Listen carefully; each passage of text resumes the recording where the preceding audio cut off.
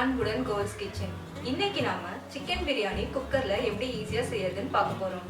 குக்கர்ல செய்யும் போது ஒண்ணு சாதம் கீழே அடிப்பிடிக்கும், அப்படி இல்லைன்னா அரிசி குழஞ்சிடும். சாதம் அடிப்பிடிக்காம குழையாம எப்படி செய்யறதுங்கிறத நம்ம இன்னைக்கு பார்க்கலாம். வாங்க செய்யலாம். செய்ய தேவையான பொருட்கள்: நான் இன்னைக்கு 500 கிராம் பாஸ்மதி ரைஸ் எடுத்திருக்கேன்.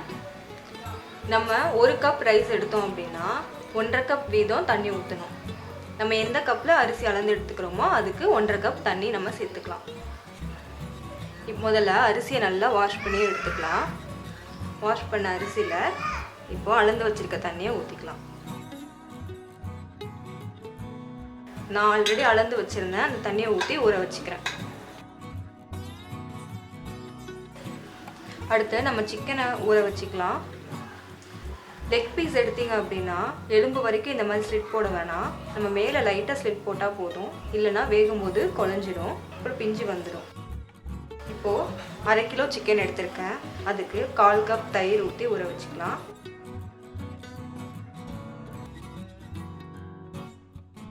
ஒரு டீஸ்பூன் போல் இஞ்சி பூண்டு பேஸ்ட் போட்டுக்கலாம்.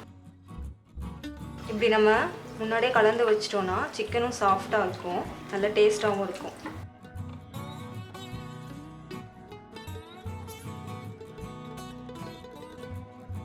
அவ்வளோதான். குக்கர் சூடு பண்ணியாச்சு. இப்போ நம்ம எண்ணெய் ஊற்றிக்கலாம். 2 டேபிள் ஸ்பூன் கடலை எண்ணெய் எடுத்துருக்கேன். எண்ணெய் சூடாகிடுச்சு. இப்போது ஒரு பிரியாணி இலை, ஒரு நட்சத்திர சோம்பு, 1 இன்ச் பட்டை அதனால உடைச்சி போட்டுக்கலாம். அடுத்து 4 கிராம்பு, 2 ஏலக்காய். அடுத்து இது நல்லா பொடிஞ்சதும் வெங்காயமும் பச்சை மிளகாவும் சேர்த்துக்கலாம். 2 வெங்காயம், 3 இல்லை 4 பச்சை மிளகாய் காரத்துக்கு ஏற்ற மாதிரி சேர்த்துக்கலாம்.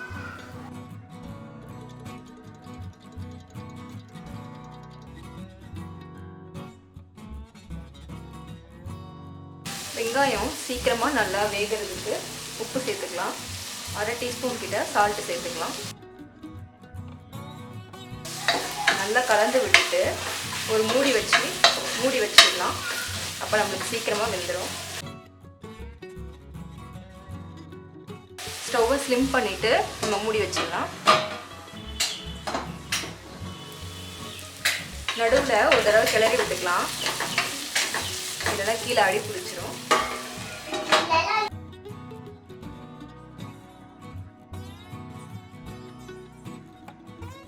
இப்போ வெங்காயம் நல்லா வதங்கிடுச்சு. இப்போ நம்ம இஞ்சி பூண்டு பேஸ்ட் சேர்த்துக்கலாம். 2 டேபிள் ஸ்பூன் இஞ்சி பூண்டு பேஸ்ட்டு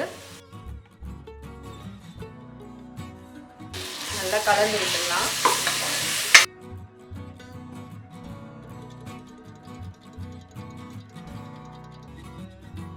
இஞ்சி பூண்டு பச்சை வாசனை போகிற வரைக்கும் இருக்கட்டும். இஞ்சி பூண்டு பேஸ்ட்டு பச்சை வாசனை போயிடுச்சு, லைட்டாக கோல்டன் கலரில் மாறும். இப்போது நம்ம தக்காளி சேர்த்துக்கலாம். ஒரு தக்காளி நல்லா ஸ்லைஸ் பண்ணதை சேர்த்துக்கலாம்.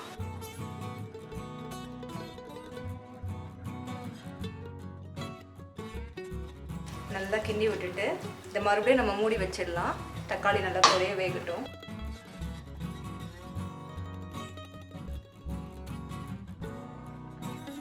ரெண்டு நிமிஷத்துல தக்காளி நல்லா குறைஞ்சிடுச்சு. இப்போ நம்ம புதினா மல்லி சேர்த்துக்கலாம்.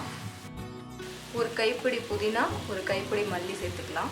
சேர்த்துட்டு ஒரு 3 நிமிஷம் இதை நல்லா வதக்கிக்கலாம்.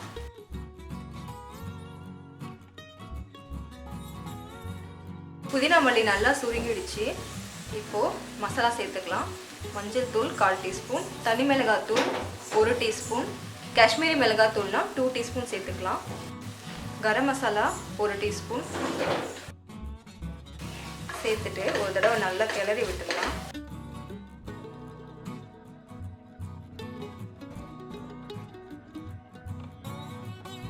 இப்போ நம்ம சிக்கன் சேர்த்துக்கலாம். சிக்கனை சேர்த்துட்டு நல்லா கிளறி விட்டுக்கலாம். எலும்புள்ள சிக்கனாக எடுத்துக்கிட்டா நல்லா டேஸ்ட்டாக இருக்கும். இப்போ இதை நல்லா ஒரு தடவை கிளறி விட்டுட்டு மூடி வச்சிடலாம். சிக்கன் நல்லா தண்ணி விடும், அதிலே வெந்துடும். இது 10 நிமிஷம் ஆயிடுக்கு. இப்போ சிக்கன் நல்லா வெந்திருக்கும்.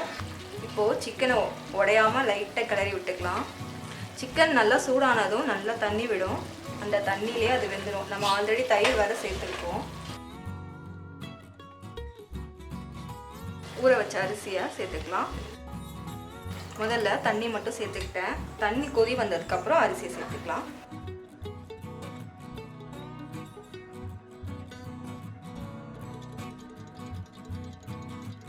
தண்ணி கொதி வந்ததும் இப்போ அந்த அரிசியை சேர்த்துக்கலாம்.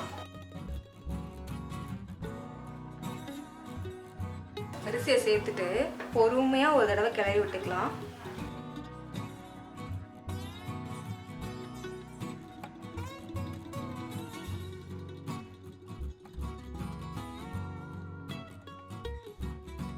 அரிசி போட்டதுக்கப்புறம் தேவையான உப்பு சேர்த்துக்கலாம்.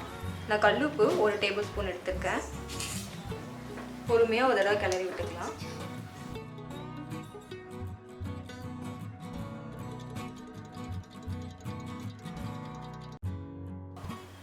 இப்போ மறுபடியும் தண்ணி ஒரு தடவை கொதிக்கட்டும்.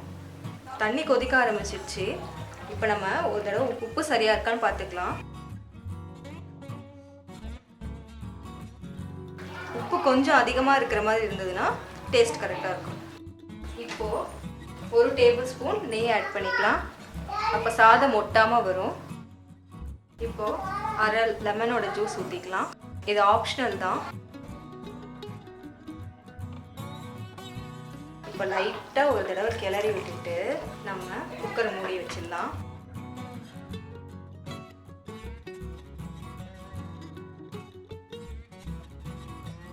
குக்கரை மூடிட்டு ஹை ஃப்ளேம்லேயே வச்சு 2 விசில் விட்டு எடுத்துக்கலாம். ஸ்டவ்வை ஆஃப் பண்ணிவிட்டு ஒரு 10 நிமிஷத்துக்கு அதை அப்படியே வச்சிடலாம். இப்போ ப்ரெஷர் நல்லா அடங்கிடுச்சு. நம்ம குக்கர் ஓப்பன் பண்ணி பார்த்துடலாம்.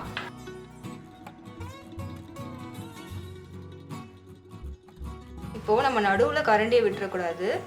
ஓரமாக வச்சு தான் திருப்பணும். பாருங்கள், குலையவே இல்லை. சுட சுட உதிரியான சிக்கன் பிரியாணி ரெடி. இந்த வீடியோ உங்களுக்கு பிடிச்சிருந்ததுன்னா லைக் பண்ணுங்கள், உங்கள் நண்பர்களோட ஷேர் பண்ணுங்கள். மறக்காமல் எங்கள் சேனலுக்கு சப்ஸ்கிரைப் பண்ணுங்கள். பக்கத்தில் இருக்க பெல் ஐக்கானை கிளிக் பண்ணுங்கள். நன்றி.